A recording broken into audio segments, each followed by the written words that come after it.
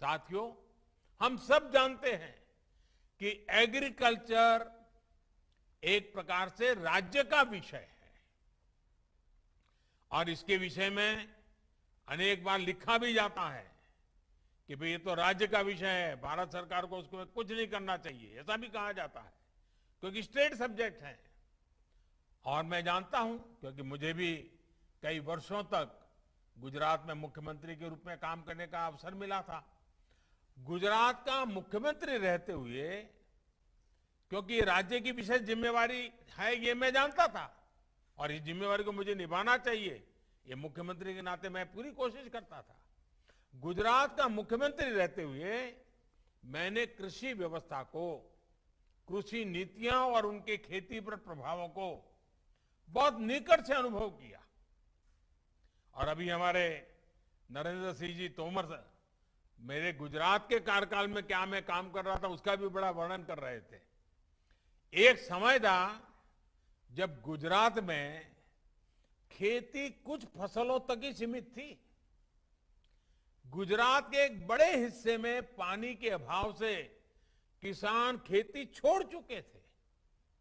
उस समय एक ही मंत्र को लेकर के हम चले, किसानों को साथ लेकर के चले और मंत्र था स्थिति बदलनी चाहिए, हम मिलकर स्थितियां जरूर बदलेंगे। इसके लिए उस दौर में ही हमने साइंस और आधुनिक टेक्नोलॉजी का व्यापक उपयोग शुरू कर दिया था। आज देश के एग्रीकल्चर और हॉर्टिकल्चर में गुजरात की एक बड़ी हिस्सेदारी है। अब आज गुजरात में 12 महीने खेती होती है। कच्छ जैसे क्षेत्र में भी आज वो फल सब्जियां पैदा होती हैं जिनके बारे में कभी सोच नहीं सकते थे।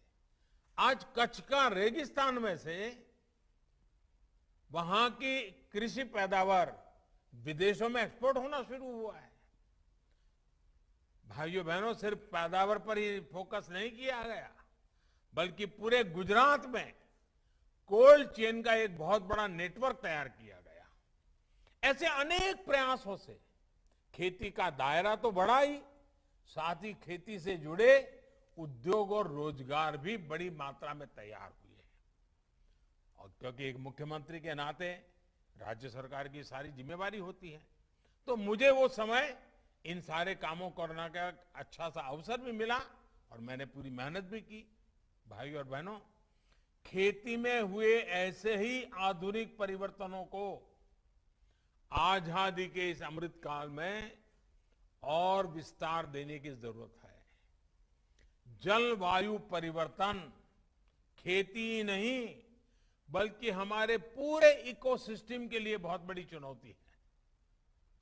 मौसम में बदलाव से हमारा मत्स्य उत्पादन, पशुओं का स्वास्थ्य और उत्पादकता बहुत अधिक प्रभावित होती है।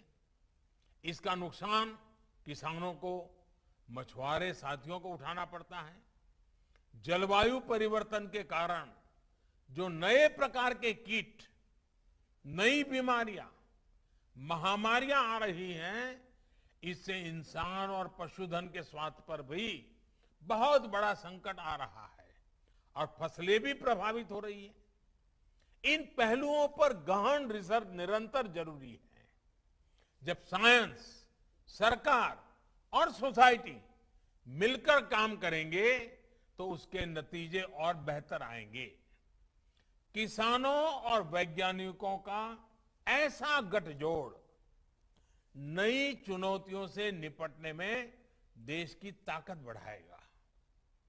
जिला स्तर पर साइंस आधारित ऐसे कृषि मॉडल खेती को अधिक प्रोफेशनल, अधिक लाभकारी बनाएंगे।